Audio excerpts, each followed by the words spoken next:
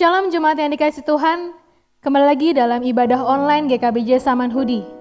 Sungguh mengucap syukur kepada Tuhan, kita telah memasuki minggu ketiga tahun 2021. Masih dengan semangat baru, saya mengundang jemaat sekalian untuk mempersiapkan diri kita menyembah dan memuji nama Tuhan. Ibadah ini diawali dengan iman penuh bahwa pertolongan kita adalah dalam nama Tuhan yang menjadikan langit dan bumi, yang tetap setia dari sebelum corona, saat corona, dan sampai selama-lamanya. Mari saat ini kita mau mempersiapkan hati kita saat teduh.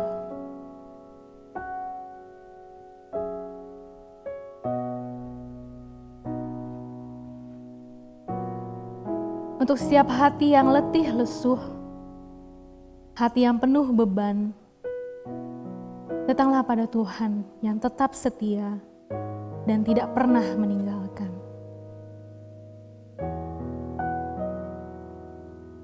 Sungguh besar setiamu Tuhan.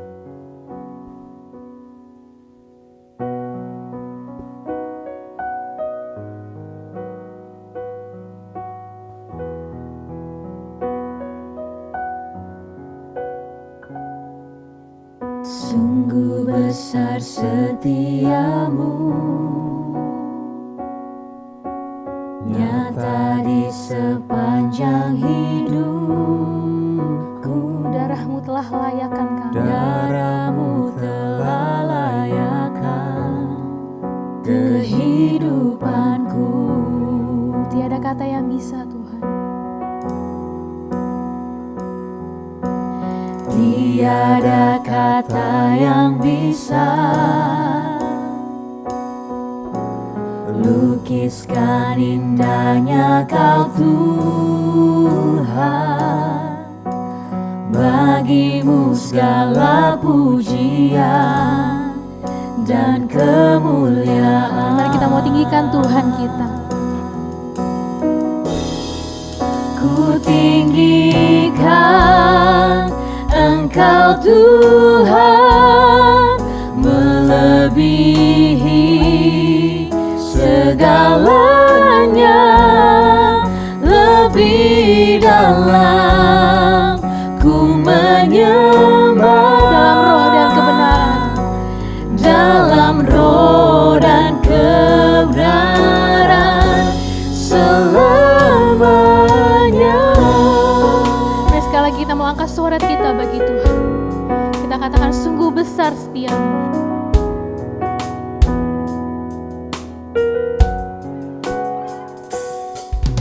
Sungguh besar setiamu, nyata di sepanjang hidupku. Darahmu telah layakkan kehidupanku. Tiada kata Tuhan, tiada kata yang bisa lukiskan indahnya Engkau Tuhan. lukiskan indahnya Kau Tuhan. Bagimu segala pujian dan kemuliaan.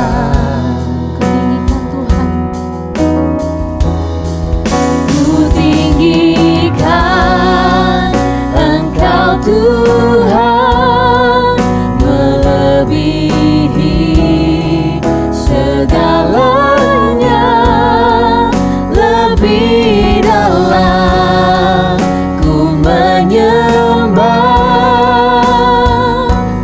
dalam roh dan kebenaran.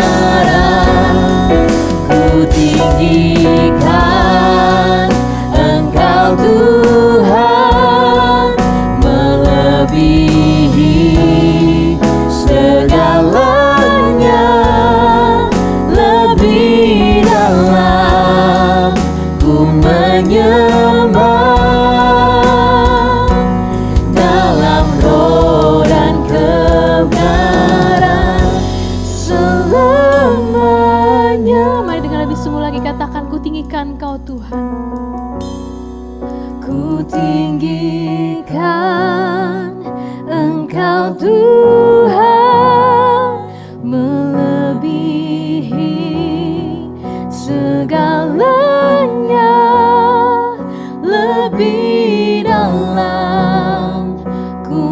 menyembah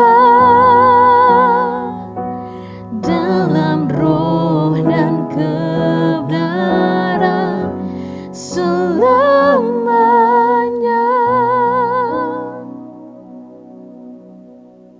Saudara, ketika suatu waktu saya chat dengan komsel saya, seringkali kami berbagi beban, masalah dan pergumulan, sampai saya pun menyadari bahwa setiap orang memiliki masalahnya masing-masing. Masalah, dosa, dan pergumulan seperti terus ada dan sulit untuk dihadapi. Namun satu janji Tuhan, ketika kita berserah kepadanya, Tuhan akan memeluk kita dengan erat. Jangan menyerah, terus berjuang menghadapi masalah dan melawan dosa. Mari kita buka hati kita dan akui dosa kita di hadapan Tuhan. Karena sesungguhnya tidak satu orang pun hari ini yang datang dengan layak untuk menyembah Tuhan. Tapi Tuhan yang melayakkan setiap kita menyembah dan memuji nama-Nya. Hanya dekat kasih-Mu Bapa.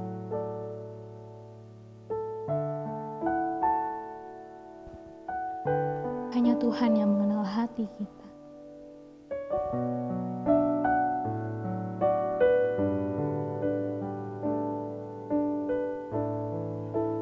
Hanya dekat kasih-Mu Bapa, jiwaku pun tenang. Engkau menerimaku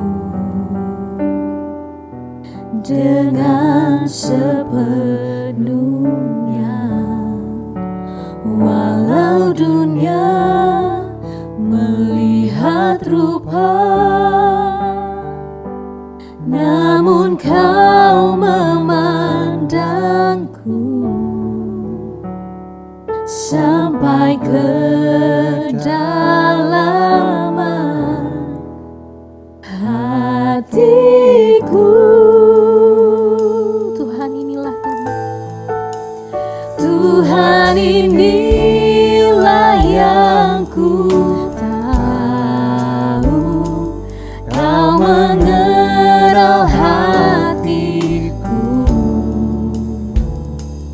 jauh melebihi semua yang terdekat sekalipun. Tuhan inilah yang ku mau, Kau menjaga hatiku supaya kehidupan memancar senantiasa. Katakan sekali lagi, hanya dekat denganmu Bapa. Hanya dekat kasih-Mu Bapa, jiwaku pun tentram. Engkau menerimaku Dengan sepenuhnya, dengan sepenuhnya, walau dunia melihat rupa, namun Kau memandangku Tuhan.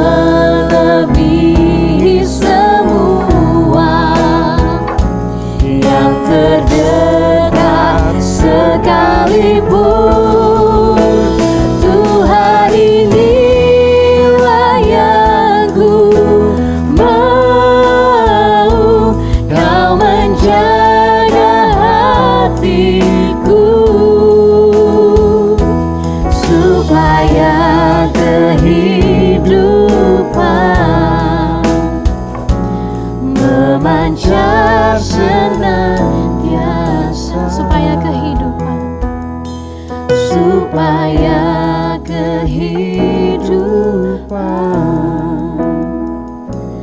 memancar senantiasa. Mari kita menghadap Tuhan di dalam doa. Benar ya Tuhan, kerinduan kami adalah kehidupan kami selalu memancarkan kehidupan yang benar di hadapan Tuhan. Tapi kami datang dan mengakui satu hal, bahwa kami punya kelemahan, kami punya keterbatasan. Berulang-ulang kali kami jatuh di dalam dosa ya Tuhan. Kami datang dan mengakui segala kelemahan kami, dosa kami. Melalui pikiran kami, melalui perbuatan kami, melalui tutur kata kami. Kami membuat apa yang harus kami pancarkan itu tidak terlihat dengan jelas ya Tuhan. Ampuni kami ya Tuhan, ampuni dosa dan kesalahan kami. Dan kami datang dan terus belajar serta berharap kepada Engkau. Bantulah kami ya Tuhan. Tolonglah kami agar kami menjaga hati kami hanya untuk Tuhan. Kami menjaga pikiran kami hanya untuk Tuhan. Bahkan kata-kata kami memuliakan Tuhan. Tolonglah kami dan bantulah kami ya Tuhan di dalam anugerah-Mu, sehingga setiap kehidupan kami betul-betul memancarkan kehidupan yang memuliakan Kristus. Terpujilah Engkau Allah Bapa Tuhan kami Yesus Kristus yang memberikan pengampunan kepada kami. Di dalam nama Tuhan Yesus kami telah berdoa. Amin. Saudara-saudara, mari dengan bangkit diri, dengarkanlah berita anugerah ini. Siapakah Allah seperti Engkau yang mengampuni dosa dan yang memaafkan pelanggaran dari sisa-sisa miliknya sendiri, yang tidak bertahan dalam murkanya untuk seterusnya, melainkan berkenan kepada kasih setia. Biarlah Ia kembali menyayangi kita, menghapuskan kesalahan-kesalahan kita dan melemparkan segala dosa kita ke dalam tubir-tubir laut. Mari sama-sama kita mari bersyukur kepada Tuhan, karena Tuhan telah menebus kita dari dosa dan menjadi kekuatan serta pengharapan di tengah kesesakan. Bersama-sama kita mau katakan, Kaulah kuatku.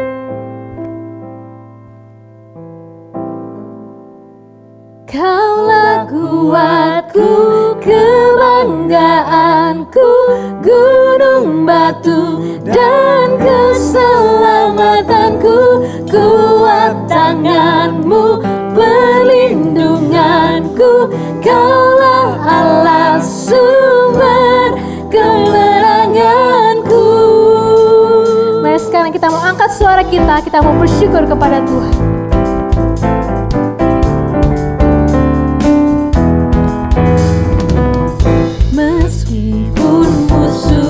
Depanku, rintangan menghadang langkahku, tahu sungguh Engkau bersamaku. Beribu rebah di kiriku, beribu rebah di kiriku, berlaksa di sisi kananku. Ku tahu janji-Mu, Engkau bersamaku. Mari katakan dengan iman kita. Takkan pernah goyah keyakinanku pada diri-Mu, Yesus Tuhanku. Tiada yang seperti diri-Mu. Kaulah kuatku, kebanggaanku, gunung batu dan keselamatanku, kuat tangan-Mu, perlindunganku, Kaulah Allah sumber kemenanganku. Sekali lagi kita mau katakan, meski musuh di depanku, meskipun musuh di depanku, rintangan menghadang langkahku, tahu sungguh Engkau bersamaku. Beribu rebah di kiriku, berlaksa di sisi kananku, Kau janji-Mu, Engkau bersamaku. takkan pernah goyah, takkan pernah goyah keyakinanku pada diri-Mu, Yesus Tuhanku. Tiada yang seperti diri-Mu. Kaulah kuatku, kebanggaanku, gunung batu dan keselamatanku, kuat tangan-Mu, perlindunganku, Kaulah Allah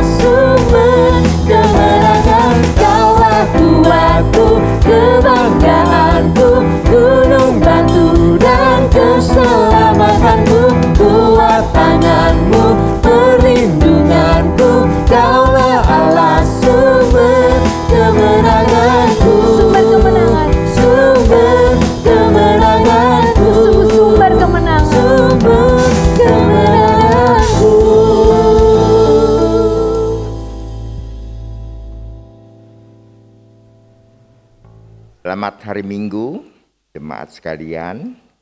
Jangan lupa selalu memakai masker pada waktu kita berada dimanapun, terutama pada waktu kita berada di dalam kerumunan, mengingat mereka yang terpapar pandemi virus corona ini sudah sangat banyak sekali ya. Perharinya kemarin itu 11.000 mencapai targetnya. Jadi mari kita bersama menjaga diri untuk mencegah virus corona ini. Mari kita bersama, kita tunduk kepala, kita merendahkan diri di hadapan Tuhan dan kita minta pertolongan daripada Tuhan untuk kita ini bersama boleh mendapatkan pengertian daripada Tuhan. Mari kita berdoa. Bapa kami yang dalam surga, kami ingin menyerahkan ya Tuhan pemberitaan firman Tuhan, pemaparan daripada firman Tuhan. Berikut ini supaya kami betul-betul boleh mendapatkan berkat daripada apa yang kami pada hari ini boleh mendengarnya. Terima kasih ya Tuhan, kami ingin serahkan waktu di depan kami ini sepenuhnya ke dalam tangan Tuhan. Di dalam nama Tuhan kami, Yesus Kristus, kami berdoa. Amin.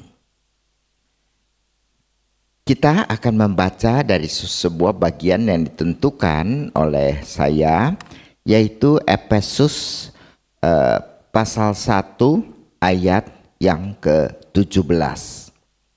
Tapi saya ingin membaca supaya agak lengkap adalah kita membaca dari ayat 16 ya. Nanti kita perhatikan terutama yang kita akan bahas adalah ayat 17.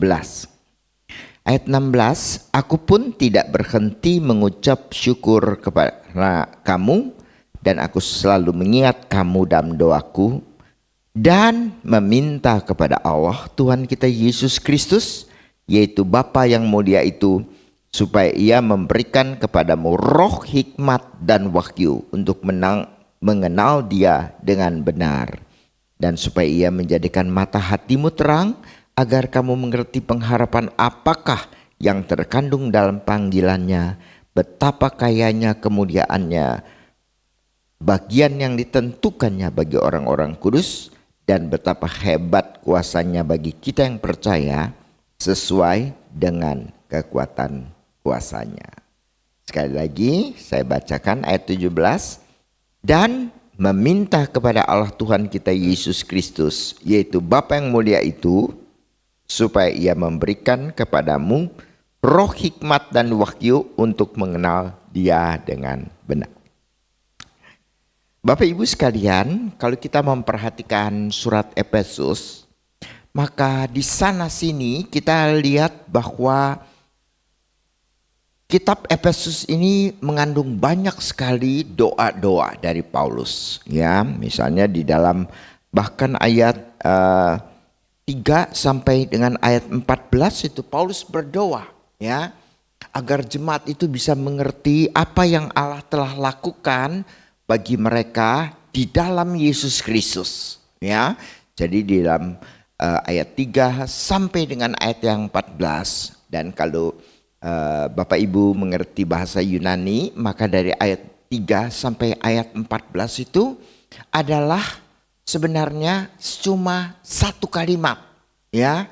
3 sampai 14, 11 ayat ini itu semuanya itu terdiri daripada satu kalimat saja ya, satu kalimat saja yang terus sambung menyambung sampai ayat yang ke-14 ya. Dan disitulah Paulus berdoa, dan tetap nanti kita lihat di pasal 3 dan seterusnya kita boleh melihat bahwa memang doa Paulus itu sangat banyak di dalam surat Efesus ini ya. Jadi itu menunjukkan sebuah sikap daripada Paulus yang selalu mendoakan bagi jemaat ya, yang selalu teringat akan jemaat, bukan sekedar dia ingat akan jemaat, tapi dia selalu berdoa bagi jemaat ya. Itulah perhatian perhatian Paulus bagi jemaat daripada Efesus. Kita mengingat bahwa Paulus pernah 2 tahun kalau nggak salah berada di Efesus bersama-sama dengan mereka. Dan setelah itu waktu dia meninggalkan Efesus itu dia dengan tua-tua dan sekalinya mempunyai hubungan yang erat sekali, sehingga mereka meskipun cuma 2 tahun mereka bisa menangis bersama-sama, berpelukan, ya. Dan kemudian memang Paulus tidak bisa kembali lagi ke Efesus karena kemudian dia ke Yerusalem.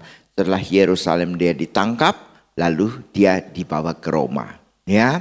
Nah, hubungan tetapi antara mereka sangat dekat sekali, sangat akrab sekali, sangat intim sekali, dan itulah tidak heran bahwa kita melihat bahwa Paulus selalu terus berdoa bagi jemaat daripada Efesus.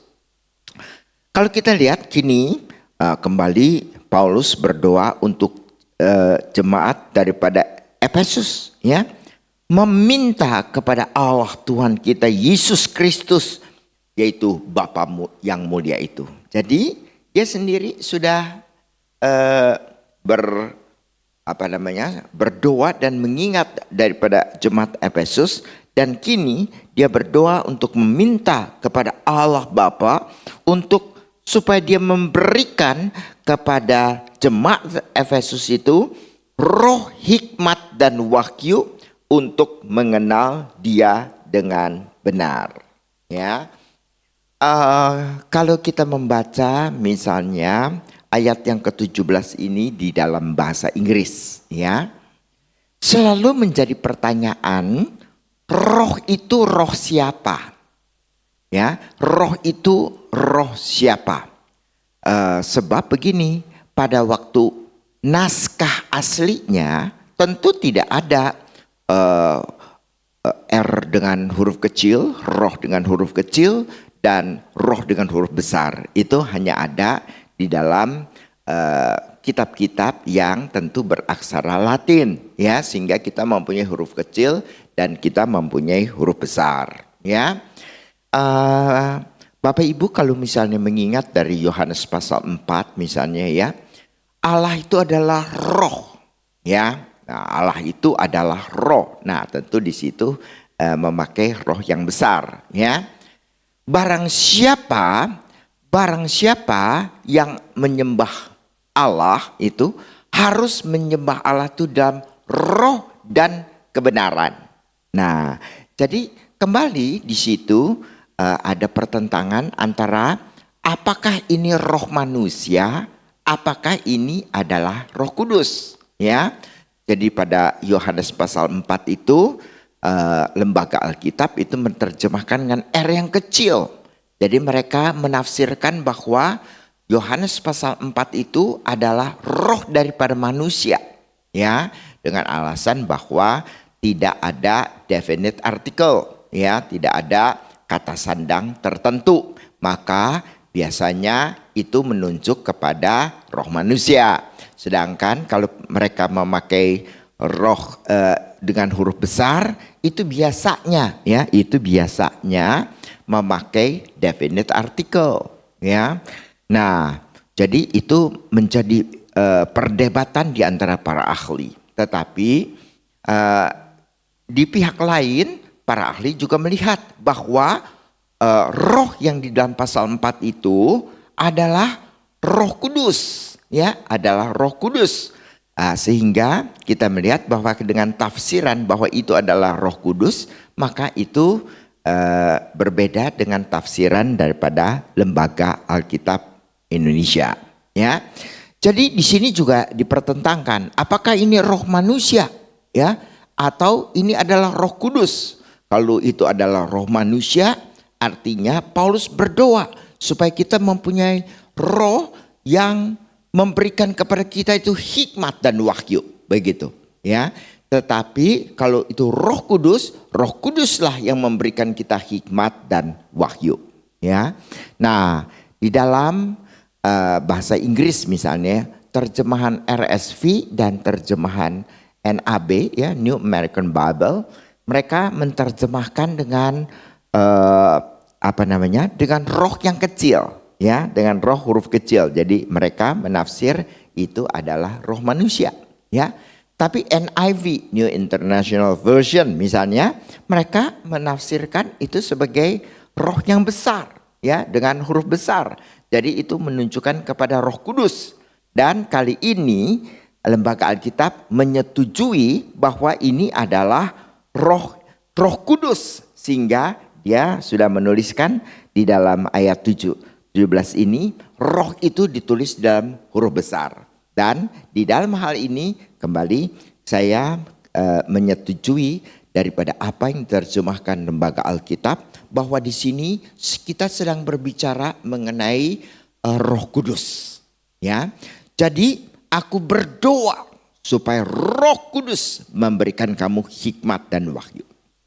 Dan kalau kita mempelajari Alkitab juga berkali-kali memang kita lihat bahwa memang Roh Kuduslah yang memberikan kita hikmat ya, meskipun jarang sekali spirit of wisdom ya, roh hikmat ya, roh hikmat itu banyak sekali di dalam baik Perjanjian Lama maupun Perjanjian Baru. The spirit of wisdom ya. Tapi the spirit of revelation itu jarang sekali disebutkan. Tapi meskipun jarang disebutkan, itu sebenarnya tidak asing karena Roh Kudus memang mempunyai pekerjaan untuk memberikan revelation, memberikan wahyu kepada kita ya, membuka mata kita akan kebenaran Allah, dan itu semua merupakan pekerjaan daripada Roh Kudus ya. Jadi di sini kita melihat bahwa Paulus berdoa supaya Roh Kudus memberikan jemaat Efesus itu hikmat dan wahyu ya, hikmat dan wahyu. Hikmat biasanya dimengerti itu misalnya di dalam Perjanjian Lama kita melihatnya, hikmat itu bukan sekedar sebuah kecerdasan ya, sebuah kepandaian ya, tapi hikmat itu lebih dimengerti bahwa suatu pengertian ya, satu kemampuan untuk mengerti daripada kehendak Tuhan. Jadi kalau kita melihat kitab-kitab Amsal misalnya, kita melihat di sana hikmat seringkali, dan hikmat itu selalu dimengerti untuk mengenal Tuhan, mengenal kehendak Tuhan, mengenal jalan Tuhan, dan itu kemudian dikerjakannya di dalam kehidupan seseorang ya. Jadi hikmat itu adalah merupakan sebuah pengetahuan tentang Tuhan. Kita mengetahui tentang Tuhan, tetapi bukan sekedar pengetahuan. Bukan sekedar pengetahuan, tetapi itu merupakan kemampuan bagi kita untuk kemudian bisa berjalan di dalam kehidupan ini sesuai dengan apa yang kita mengerti. Ya. Nah, jadi hal ini sangat penting sekali. Jadi kita tidak melihat hikmat itu sekedar sebagai pengertian mengenai Alkitab. Kita sudah belajar Alkitab 20 tahun misalnya kan. Kita sudah mengerti Alkitab. Kita sudah mengerti seperti demikian. Tidak ya. Hikmat itu adalah bagaimana pengetahuan itu bisa mengerjakan di dalam kehidupan kita tingkah laku, our behavior ya, tingkah laku kita yang sesuai dengan pengetahuan yang kita dapatkan dan kita pelajari ya. Nah, Bapak Ibu sekalian, kita seringkali melihat bahwa seringkali orang-orang yang mengerti hikmat itu sekedar mereka melihatnya itu sebagai pengetahuan Alkitab. Mereka membanggakan diri. Saya sudah baca Alkitab 10 kali. Barangkali ya, selama ini saya sudah baca 10 kali. Ya memang mending sih daripada yang gak pernah baca Alkitab sama sekali ya. Nah, Bapak Ibu pernah baca Alkitab dari awal sampai akhir nggak ya, seumur hidup apakah pernah nggak tuh ya. Nah ini ada orang misalnya sudah membaca Alkitab sekian lama ya, sekian lama membaca Alkitab ya, tetapi kalau kita lihat 10 tahun lalu sama sekarang sama aja kelakuan, tetap busuk, tetap kelakuan buruk, tetap hati licik, tetap hati iri, tetap menjahati orang lain, ya, tetap berdagang tidak jujur, begitu kan?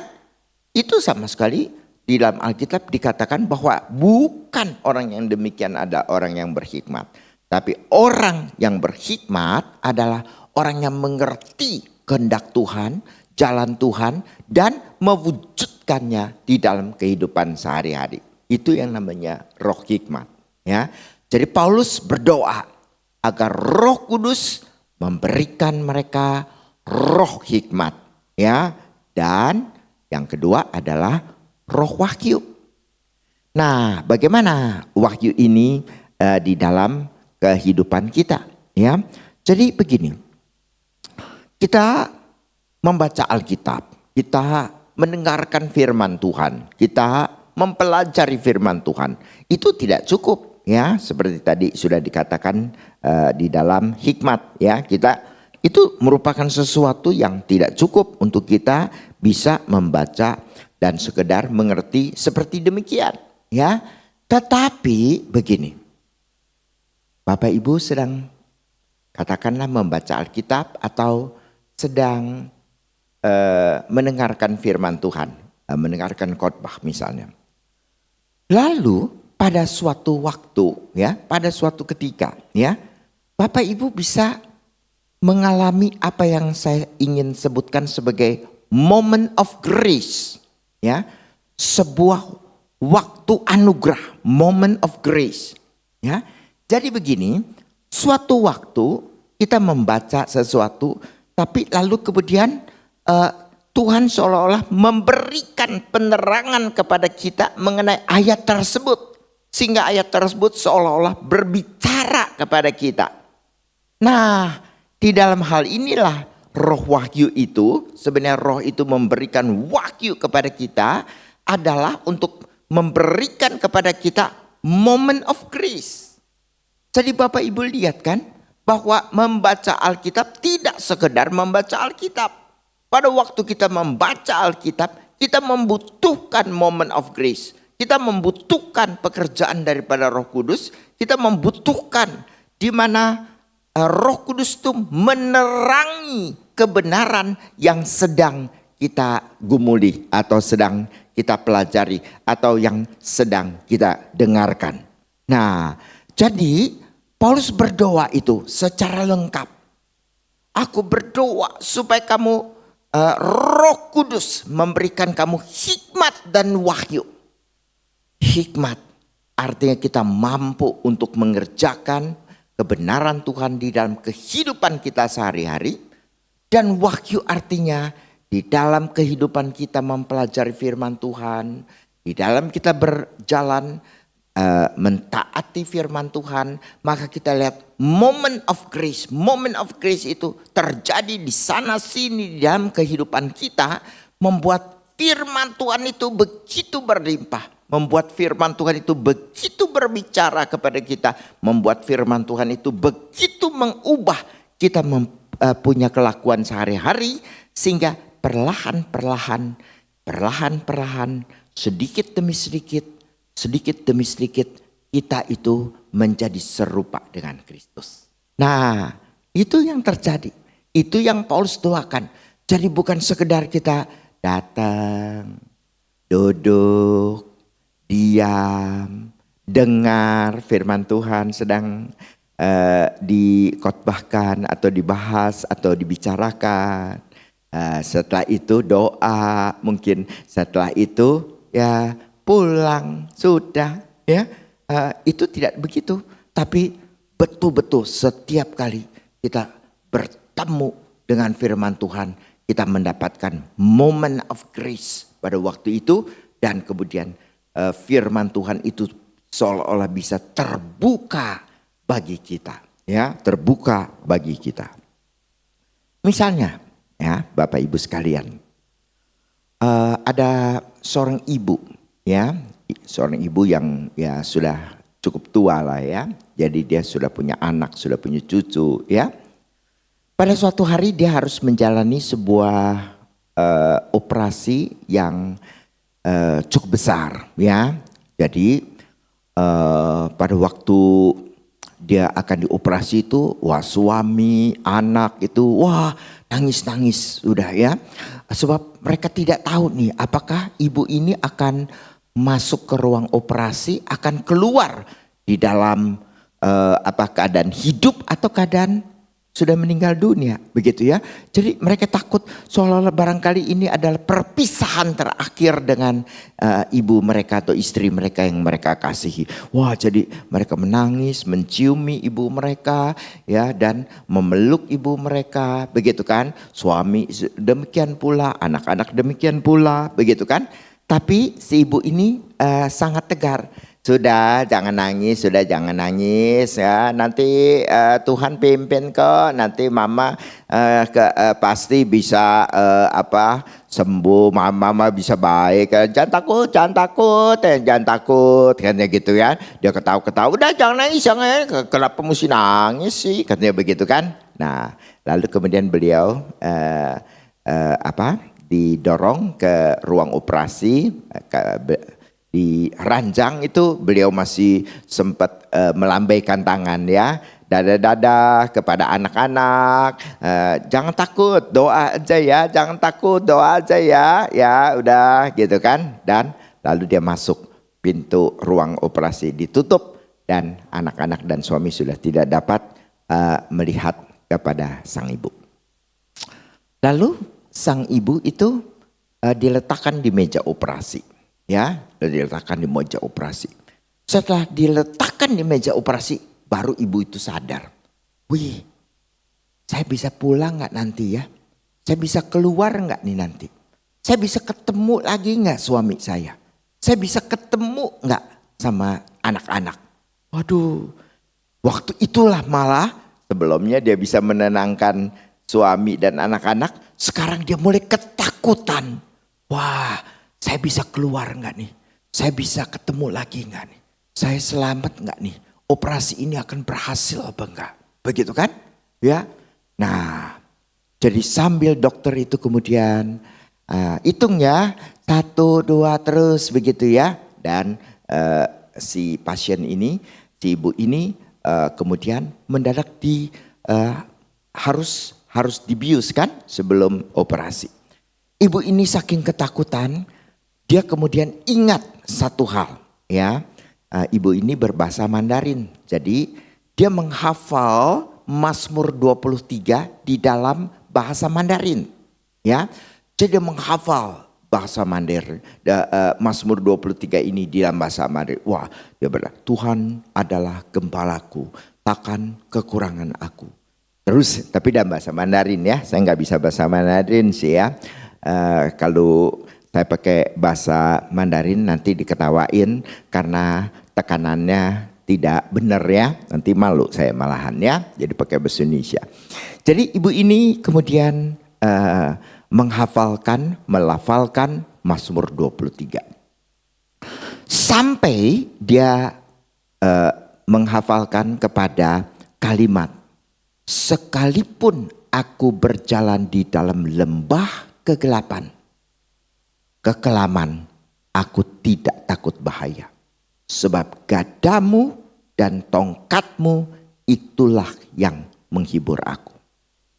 Sampai di sini ibu ini, wah, langsung merasa dikuatkan dengan Mazmur 23 itu.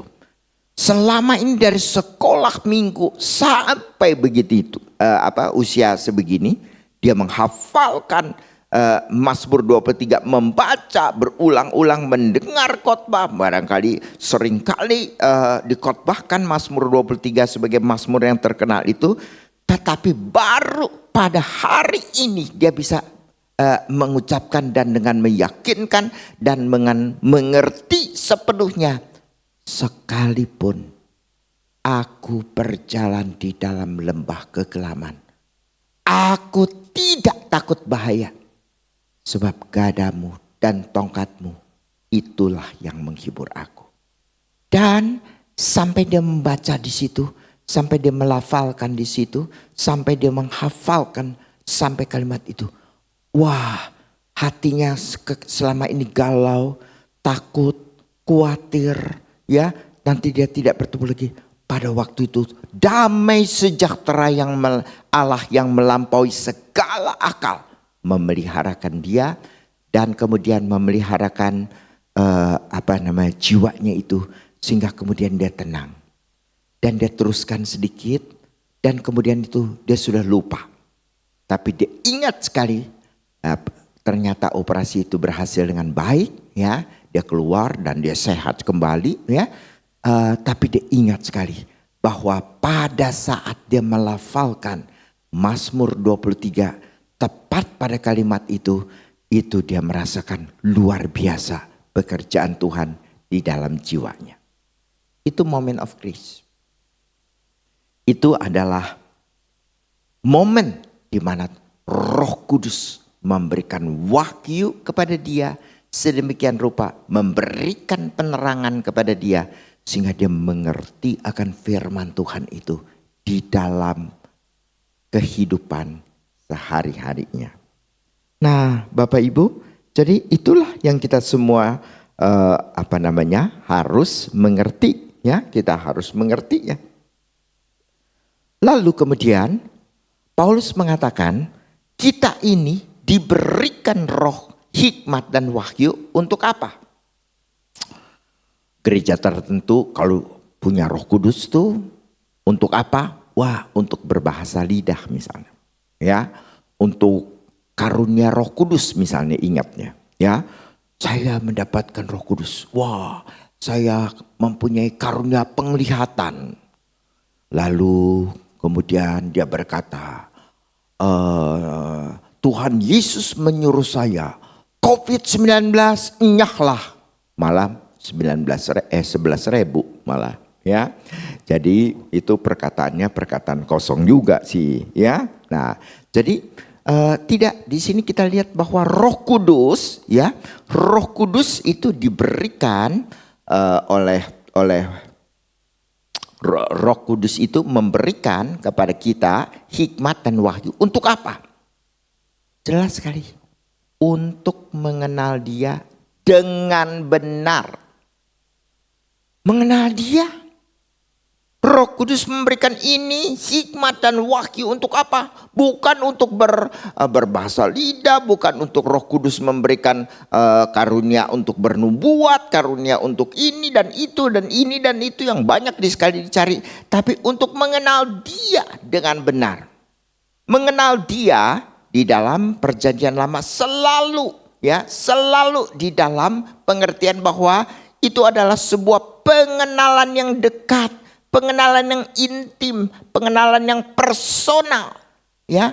Jadi bisa dipakai bahkan misalnya, maka Adam mengenal Hawa, kemudian lahirlah Kain, ya. Di dalam kalimat itu dikatakan di dalam bahasa Ibrani, Adam mengenal Hawa, yang tentunya sangat aneh sekali kalau diterjemahkan secara literal.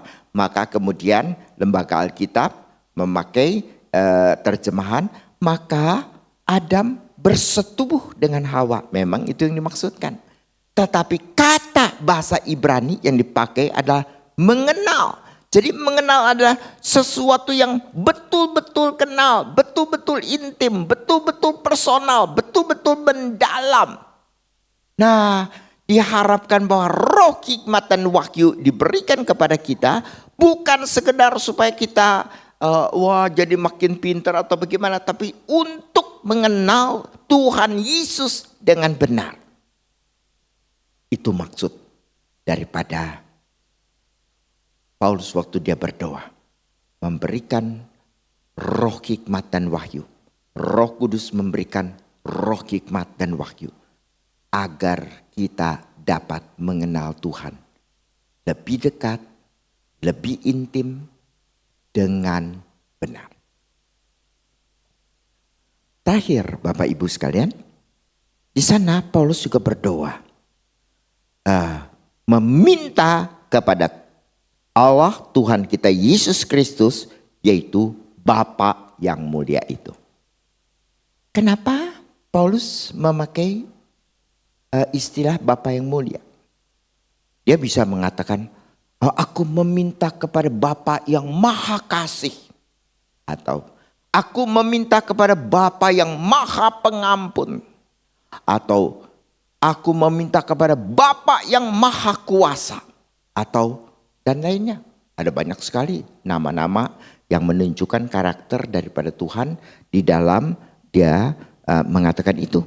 Dapat dengan mudah untuk melihatnya. Dapat dengan mudah. Kita bisa sebenarnya memakai nama Tuhan itu berbagai-bagai. Ya. Tapi kenapa Paulus memakai Bapa yang mulia?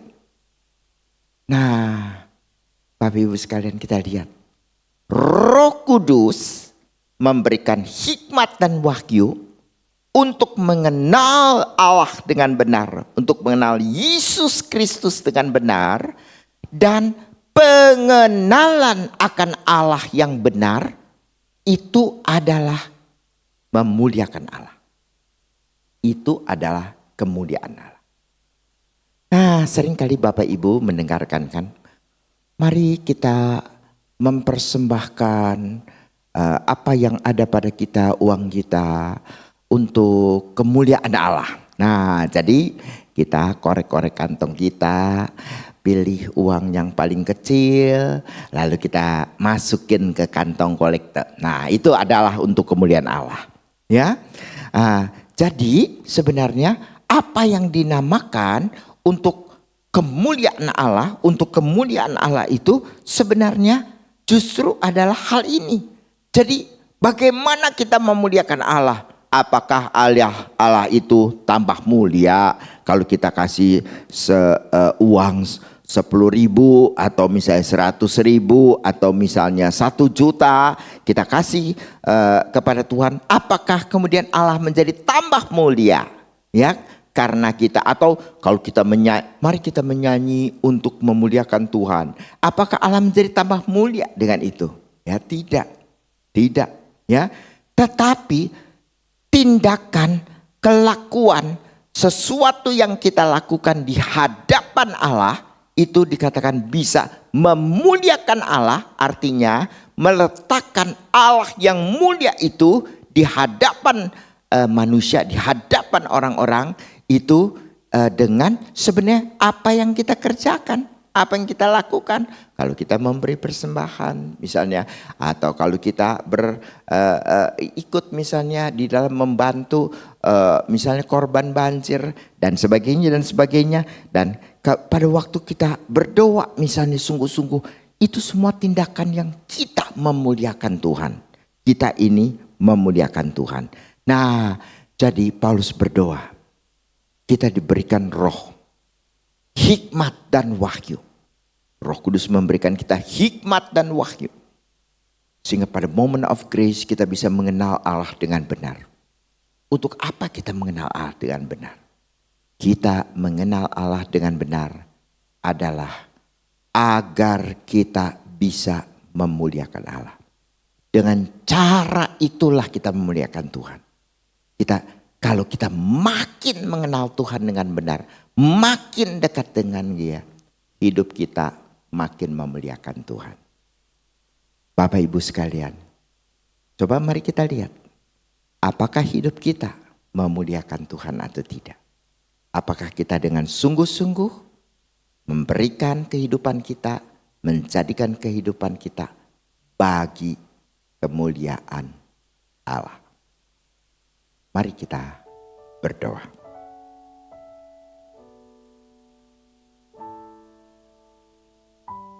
Bapak Ibu,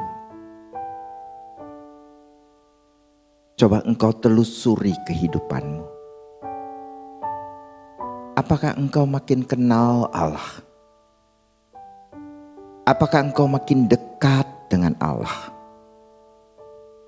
Apakah engkau makin sayang kepada Tuhan kita dengan apa yang telah dikerjakannya?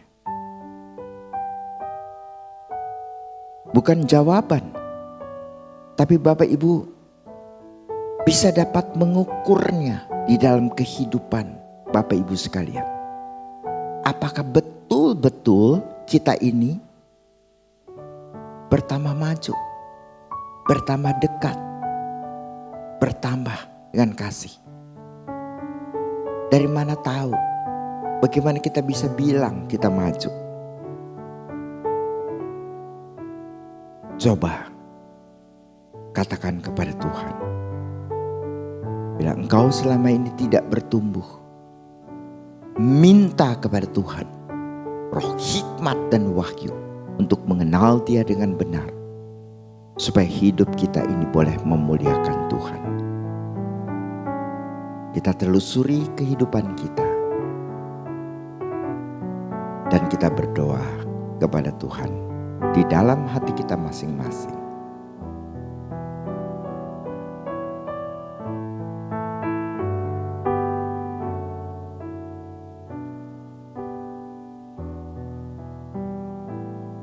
Bapa di dalam surga, kami ingin serahkan hidup kami ini ke dalam tangan Tuhan. Dan kami berdoa, jangan kami hidup di dalam dunia ini dengan sia-sia. Tapi tolong Tuhan, supaya kami betul-betul memuliakan Tuhan. Sehingga pada waktu kami kembali kepada Tuhan, kami tidak malu. Tapi hidup kami adalah hidup yang sungguh-sungguh mempermuliakan Tuhan di dalam kehidupan kami. Tolong kami ya Tuhan, di dalam kehidupan sehari-hari kami boleh mengalami moment of grace. Waktu di mana anugerah-Mu boleh menyentuh kami dan memberikan kami hikmat dan wahyu akan kebenaran Tuhan. Terima kasih ya Tuhan. Tolong kehidupan pribadi kami. Dalam nama Tuhan Yesus kami berdoa. Amin. Saatnya kita mengungkapkan rasa syukur kita kepada Tuhan melalui persembahan. Persembahan dapat dikirimkan melalui rekening gereja atau scan barcode di bawah ini. 1 Tawarik 29 ayat 14 berkata, "Sebab siapakah aku ini dan siapakah bangsaku sehingga kami mampu memberikan persembahan sukarela seperti ini? Sebab daripadamulah segala-galanya dan dari tanganmu sendirilah persembahan yang kami berikan kepadamu."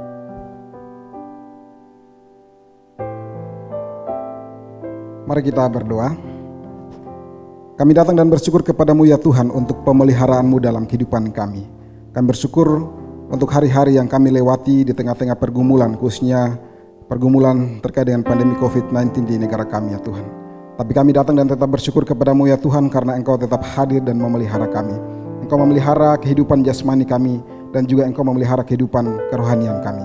Kami sungguh bersyukur ya Tuhan, dan pada ibadah hari ini kami datang dan mau menuangkan rasa syukur kami. Selain dalam ibadah, kami membawa persembahan ke hadapan-Mu ya Tuhan.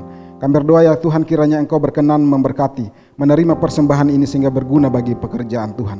Kami juga percaya Tuhan, ketika kami datang dan memberikan dengan sukacita, maka Tuhan akan berkenan kepada setiap persembahan kami. Berkatilah persembahan kami ini ya Tuhan, dan setiap kami juga rindu, kami berkomitmen di tahun yang baru ini, kami hidup untuk hormat dan kemuliaan bagi nama Tuhan. Pakai hidup kami ya Tuhan untuk memuliakan Engkau. Pakai segala pikiran kami, perkataan kami, pekerjaan kami, usaha kami, rumah tangga kami, hanya untuk hormat dan kemuliaan bagi nama-Mu. Ini doa kami, ucapan syukur kami. Di dalam nama Tuhan Yesus kami sudah berdoa. Amin.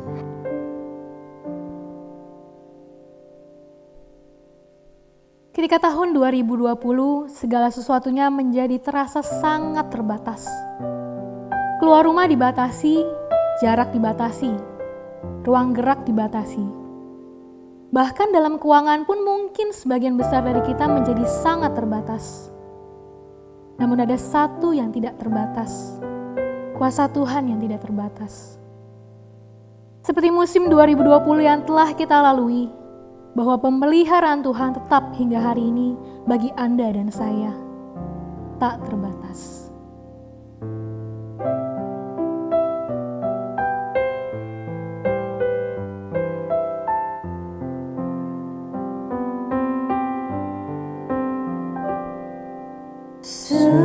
Semusim berlalu, namun Kau selalu peliharaku.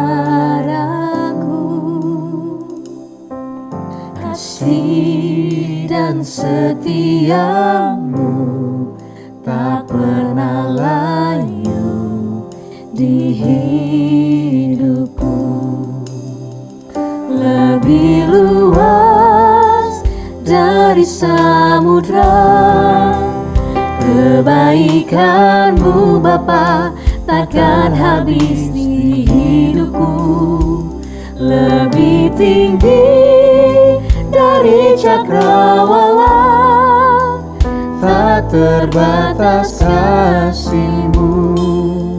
Sungguh ku bersyukur. Mari sekali lagi kita katakan, semusim berlalu.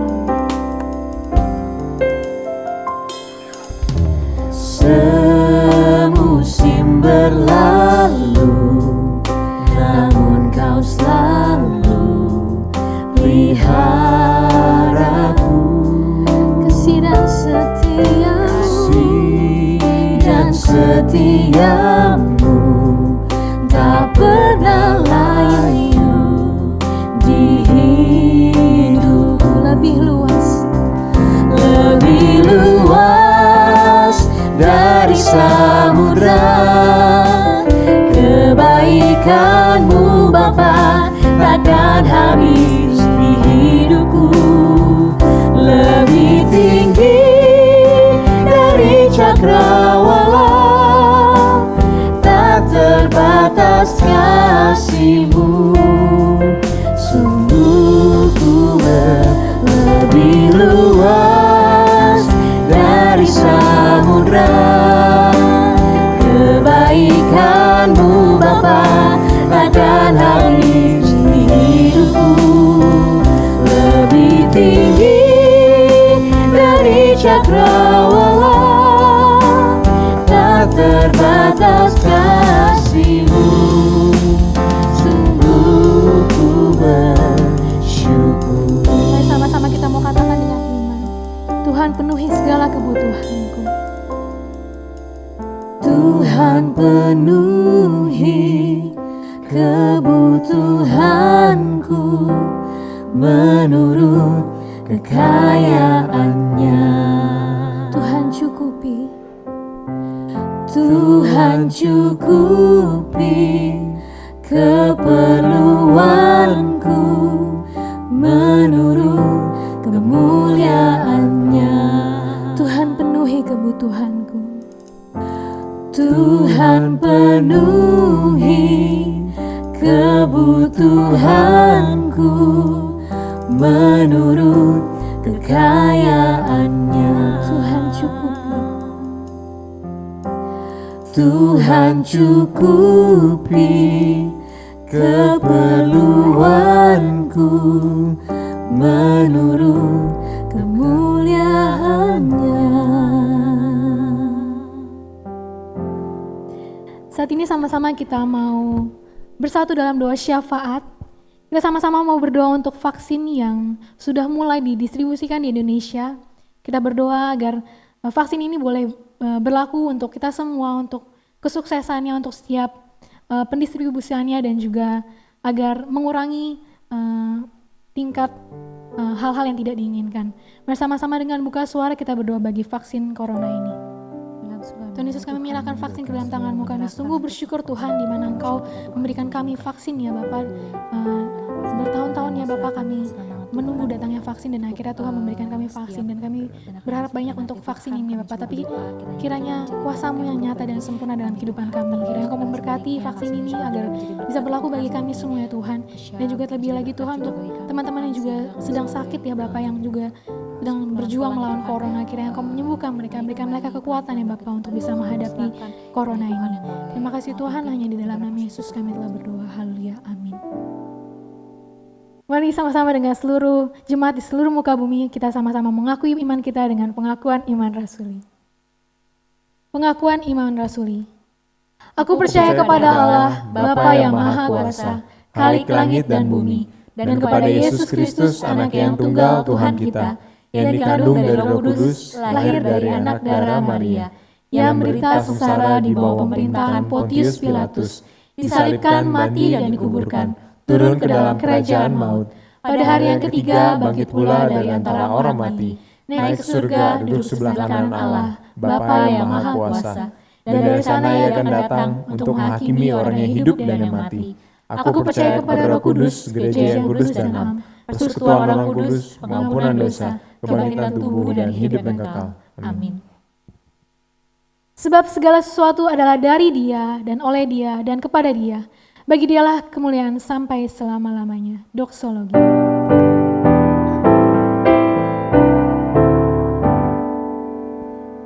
Puji Allah Bapa Putra, puji Allah Roh Kudus, ketiganya yang esa.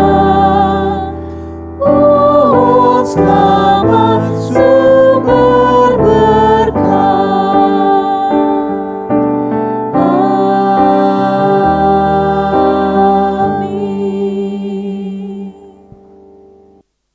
Kita berdoa. Bapa di surga, kami naikkan puji dan syukur kepada Engkau, Allah yang baik, yang sudah memberkati ibadah kami. Kami bisa memuji Engkau, mengagungkan, menyembah, beribadah kepada Tuhan. Biarlah ibadah kami ini menyenangkan hati daripada Tuhan. Kami bersyukur untuk firman-Mu yang sudah kami dengarkan. Berikan kami hikmat, kekuatan, pertolongan. Mampukan kami untuk melakukan firman Tuhan ini dalam hidup kami. Kami rindu Tuhan, Kau berikan kami hikmat daripada Tuhan, sehingga kami bisa menjalankan hidup ini sesuai dengan firman-Mu. Dan juga kami memohon juga kepada Engkau Tuhan, biarlah berikan kami hikmat untuk melakukan firman Tuhan ini dengan pertolongan daripada Tuhan. Dan juga kami rindu, biarlah sungguh hidup kami ini boleh berkenan kepada Engkau. Sebentar kami akan mengakhiri ibadah pada hari ini Tuhan. Kami rindu Engkau berkati jemaat Tuhan yang bekerja, biarlah Engkau berkati. Dan juga yang studi, Engkau juga memberkati. Mereka yang kehilangan pekerjaan, Engkau buka jalan sehingga mereka bisa mendapatkan pekerjaan yang baru. Mereka yang merintis usaha, ya Bapak, Engkau tolong, Engkau bantu, bahkan Engkau juga memberkatinya. Dan juga kami rindu Tuhan, keluar masuk daripada jemaat Tuhan dimanapun kami berada Tuhan. Ada keamanan, ada keselamatan, berikan imunitas yang lebih, sehingga kami dihindarkan dari berbagai penyakit yang menular. Dan juga kami mau Engkau juga memberkati setiap kami. Jemaat yang terkasih, sebelum kita mengakhiri ibadah pada hari ini, arahkan hati kita dan terimalah berkat daripada Tuhan. Kiranya kasih daripada Allah Bapa yang berlimpah-limpah, kasih setia, Allah Anak Tuhan kita, Yesus Kristus yang tidak pernah berkesudahan, gerakan, kekuatan, penghiburan, pertolongan daripada Allah Roh Kudus senantiasa menyertai Bapak Ibu sekalian mulai saat ini sampai selama-lamanya. Amin.